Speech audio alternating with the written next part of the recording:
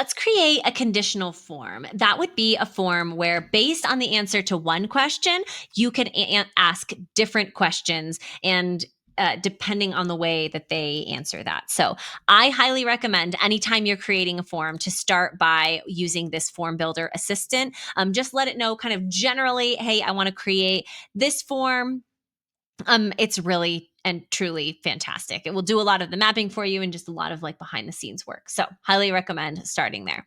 I do have a conditional form created here. So, main notes here is as you are adding in your questions, you'll want to make sure that you are using this mapping key. It's going to help you when you go to say, oh, based on this above question, and you want to reference that question, it's going to follow your mapping key.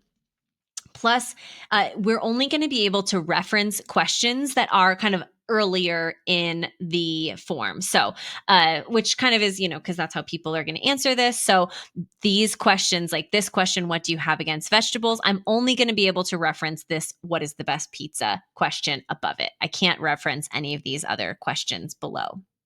So, I've got a question here. What is the best pizza? It is a drop down selection. So, they're going to have to choose one selection here. And then based on that, so I've got the mapping key here, best. So based on that, I've added this question. What do you have against vegetables? In order to set up my conditional logic, you click on this button, toggle on conditional logic, and then I'm going to click edit. And I've added, here's the field name. So that is the mapping that I just showed you for best pizza. I just called it best. So you can click here and see which field you can reference. So I've got best here.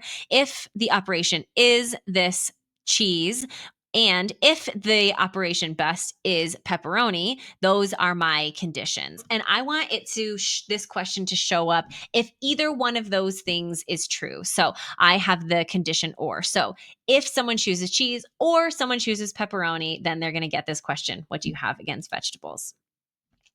In this case, where I am telling them that they've chosen the same favorite pizza that I have, in my conditional logic, I just want to show just one. So this is clearly the best pizza. If somebody else chooses that, again, here in edit, I'm referencing the field best. If it is this answer, and you can see here are my other answers.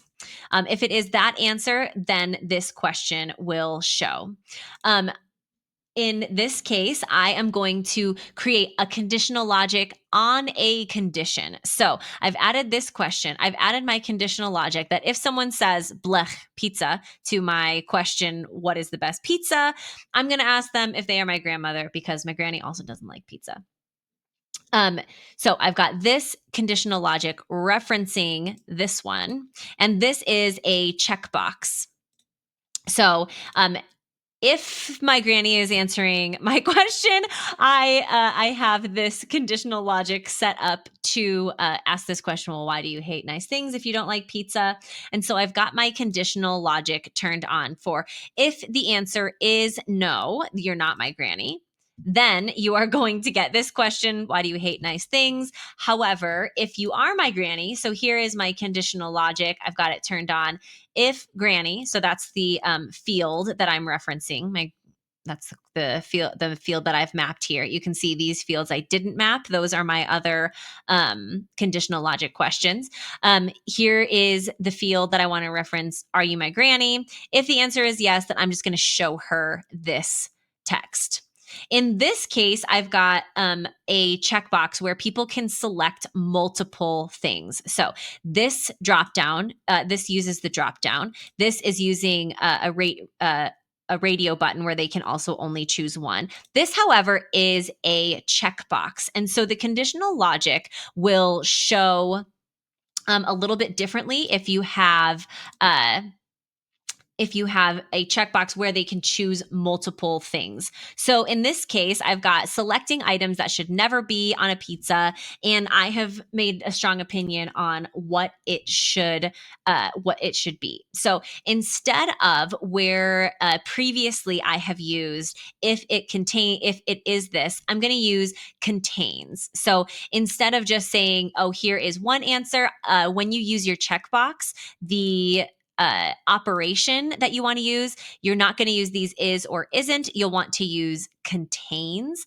And then it's going to look for these letters. If the answer contains these letters, then it will know, okay, someone has checked these boxes. So it's a main note. If you are going to use a checkbox alongside with your conditional logic, whatever conditional logic you use with a checkbox needs to use the operator contains and not the operator is or isn't. So in this case, if this question contains fish, pineapple, or ricotta, I'm going to say, or it doesn't contain ricotta, I'm going to say that you're a brilliant person. If you perhaps say that fish could belong on pizza, pineapple could belong on pizza, and you don't like ricotta on your pizza, then my image is going to show up where I'm yelling at you. That was a lot. I know it's a lot for conditional forms, but feel free to bookmark this, save it, and come back later to see what this looks like. I will show you quickly. Here is what that form looks like. Here is my selection. I've chosen cheese. What do you have against vegetables? Same when it comes to pepperoni. If I choose black pizza, then I have this question: are you my granny? If yes, here's Granny, I love you. If no, why do you hate nice things? And here is, tell me about yourself. You're probably a genius because arguably my favorite pizza. And when we go here to select items that should never be on a pizza, I've chosen fish, but I haven't chosen the other ones. So I'm saying that pineapple could be on a pizza, which is just wrong. So here I've chosen that these things should probably not ever be on pizza. However, if I choose ricotta, I can see that I'm getting this yelling emoji. So that is a quick and ridiculous look at the way that your conditional form can work, especially if you're asking about pizza.